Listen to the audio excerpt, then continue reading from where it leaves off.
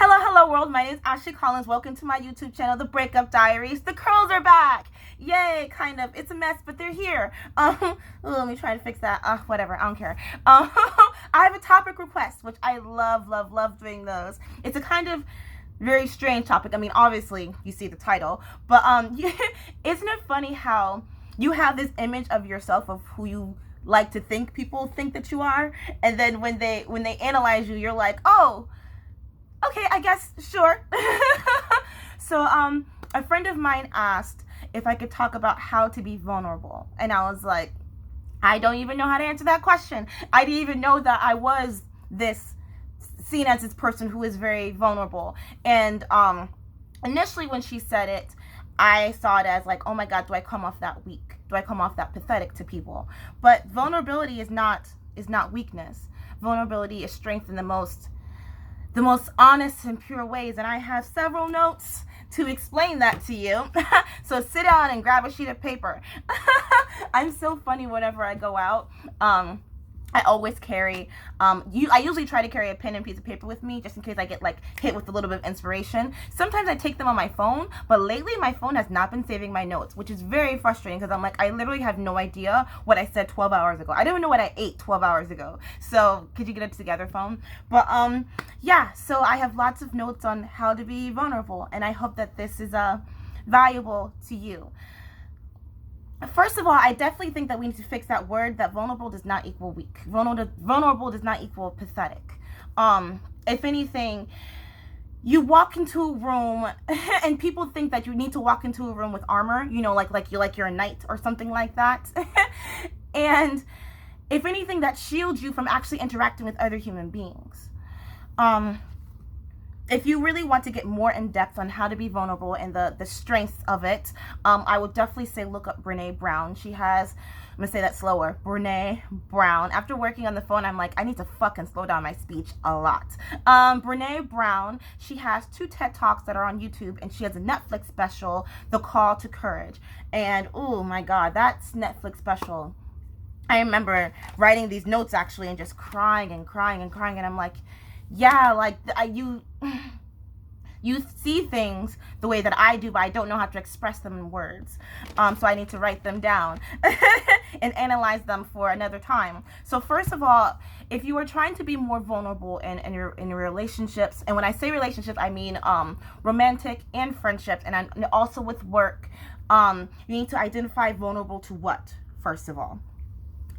What is the end game there? If it's something that's negative, stop right there because you're not doing it the right way. Oh, a couple of years ago, I did a video on reading negative comments, and I was like, I don't really feel like doing this because I used to be huge on like what people think about me, how people perceive me, and then at one point I kind of snapped, and I was like, I don't give a fuck. I blame it on Gary Vee, honestly. I blame it on Gary Vee how I just don't give a fuck what people think about me anymore. And sometimes I think that's a bad thing because I feel like it ruins relationships. But it's like, if you're not going to be a person of integrity, if you're going to be a phony person, if you're going to be a person who's trying to like show off with the Joneses, whatever the fucking phrase is, I don't need you in my life.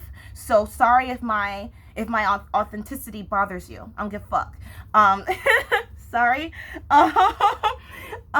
And it's so funny when people are like, oh, you always come off so sweet in your videos, but I'm like, but I'm a firecracker in real life, bro. Believe that. Like don't try me, don't disrespect me, because like at the end of the day, I have no problem cutting you off. Sorry, that was a bit of a rant. Sorry. Rather than teaching yourself to become comfortable with human interaction, like I was saying earlier, you teach yourself that being honest and trying something new are things to be avoided when you refuse to be vulnerable. And I think also what also boils down to is you don't really like yourself. You don't like the version of yourself that you portrayed when you were alone. So what you do is you put on this mask, you put on this play mask, and you show that mask for other people. But don't you think that's really sad? Don't you think you feel a little bit more alone because no one really knows you? Yeah, they claim to be your best friend, but they don't really know you. Like, and I don't know. I don't have tons of friends, but the friends that I do have, I feel like They know me so much more on deeper than a human level. They know me on a spiritual level. And there's something that's so comforting about that. Like, I can run to them with my problems and know that they won't judge me. I can run to them with my problems and I know that they won't gossip about me. And that makes me feel a bit more comfortable. But you can't do that with your friends because you guys are so busy playing it up for each other. And don't you think that's a little exhausting? It's physically exhausting playing a role for people who are supposed to be your friends. Okay. I'm very big at laughing at myself. If you cannot laugh at yourself, if you are so nervous and so anxious to be around people and looking like a fool, you need to step back and don't go into that room at all right now. I don't know, like...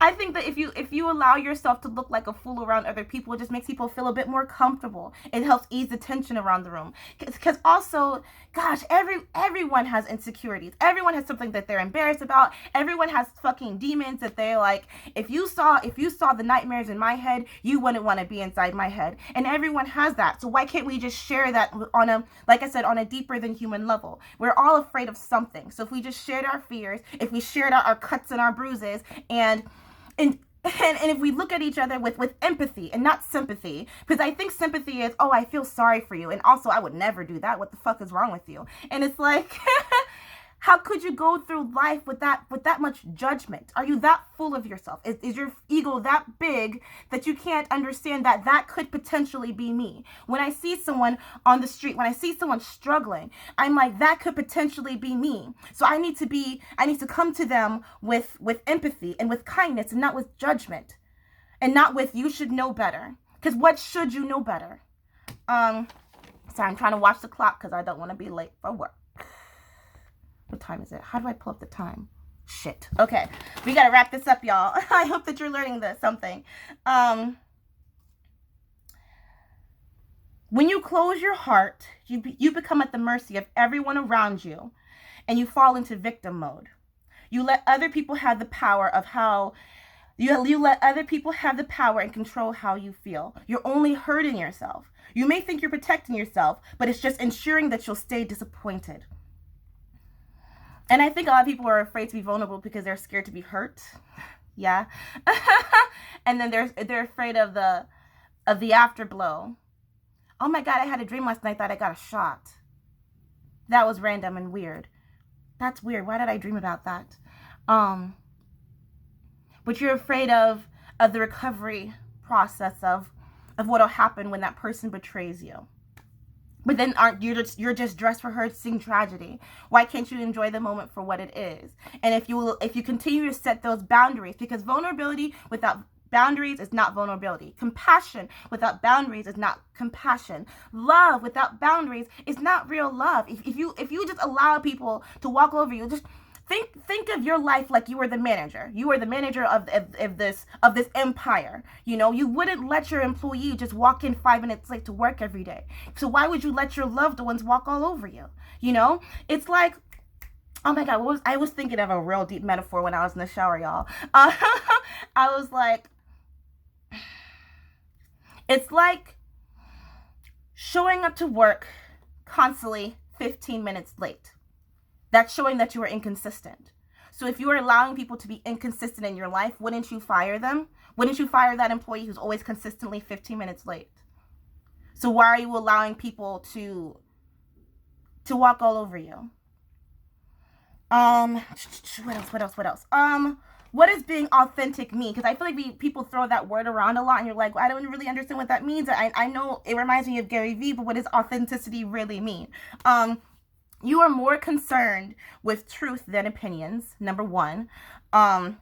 You're very sincere and you don't pretend. I've never been I used to be, but now I'm just like, I'm not very good at pretending if I like you. I'm not very good at pretending if I like this environment. So I'd rather, and this is something that I tell myself, if I don't choose to walk away right then and there, life will take it from me. Life will say, hey, I'm giving you opportunity to walk away, Ashley. I'm giving you opportunity to leave, but you're not going to do it. I'm going to take it from you. I'm going to make sure that you get fired. I'm going to make sure that you get broken up with. I'm going to make sure that you get hurt so you learn your lesson the hard way. That way you don't do it again.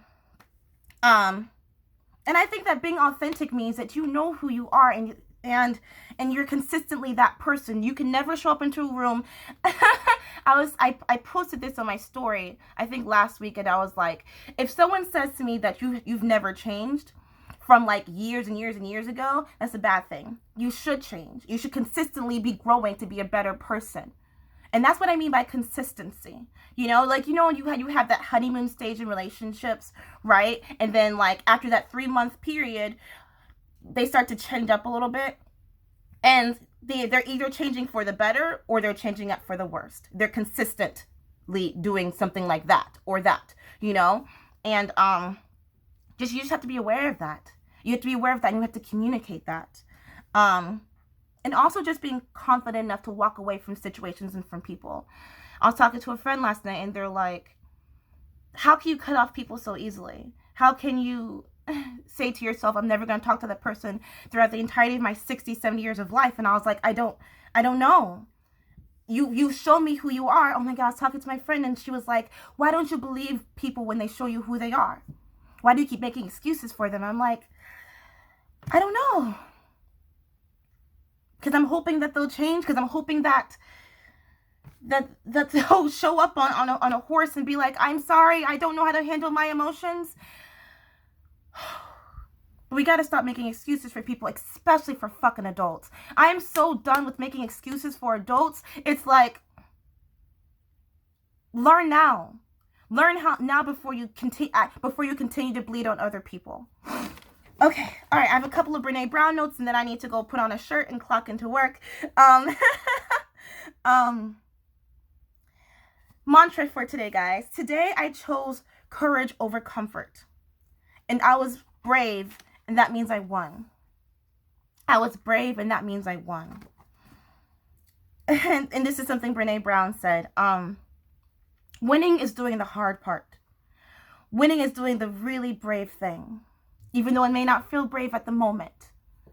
But afterwards, you'll be like, oh, fuck, I'm so glad I fucking showed up. I don't do material for you. I don't do material for how you want the world to be. I do material for how we know the world is down here. People always try to give me advice of what I should do this, I should do that. I usually don't listen to them when it comes to like what I should say. Like if they say things like technical difficulties, I'm like, oh, good, because I don't know what the fuck I'm doing technically. But when it comes to like just my content, I'm like, I cannot pretend to be Lily Singh. I'd like to. I cannot pretend to be Issa Rae. I'd like to, but like I can only do what I can do from right here, from my perspective of the world. And yeah,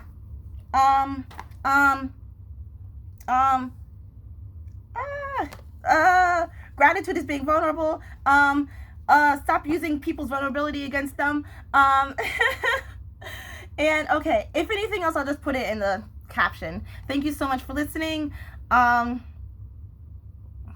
Okay, thank you so much for listening. If anything, I'll add my extra notes down in the caption. Plug. Ugh, I hate fucking plugging.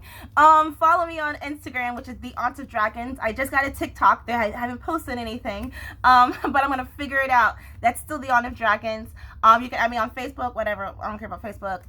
That's Ashley Collins. Thank you so much for listening. I hope this was valuable to you. Bye.